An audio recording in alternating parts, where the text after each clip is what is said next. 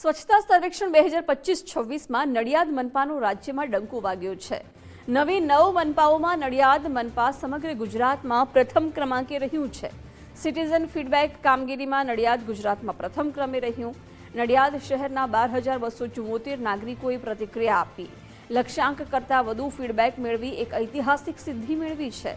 નડિયાદ મહાનગરપાલિકાને 10,905 ફીડબેકનો લક્ષ્યાંક હતો।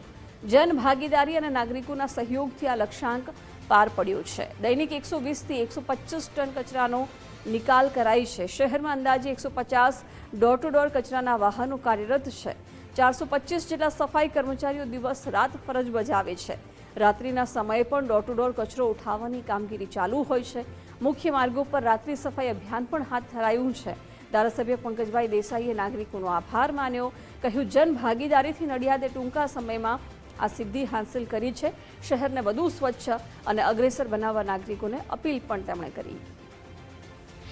હાલમાં સરકારશ્રી દ્વારા સ્વચ્છતા સર્વેક્ષણ 2025-26નું કરવામાં આવ્યું છે અને આની અંદર લગભગ નડિયાદમાંથી 10,000ની આજુબાજુ સર્વેક્ષણમાં નંબર લેવાના હતા।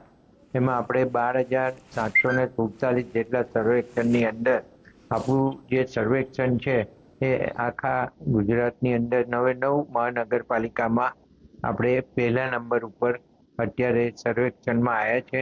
નડિયાદની અંદર સ્વચ્છતાનું ખૂબ સારી રીતે આયોજન કરી અને જે કામગીરી ડોર ટુ ડોરની કામગીરી છે એ હાલ થઈ રહી છે।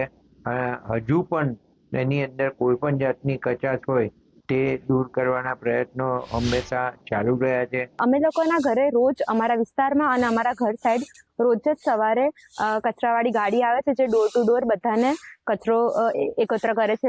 અમે લોકો ભીનો કચરો ગ્રીન ડોલમાં અને સૂકો કચરો બ્લુ ડોલમાં નાખીએ છીએ અને એવી જ રીતે અમે લોકો જે કચરા પેટી આવે છે અમારા ઘર આગળ એમાં ભીનો કચરો અલગ અને સૂકો કચરો અલગ એવી રીતે નાખીએ છીએ।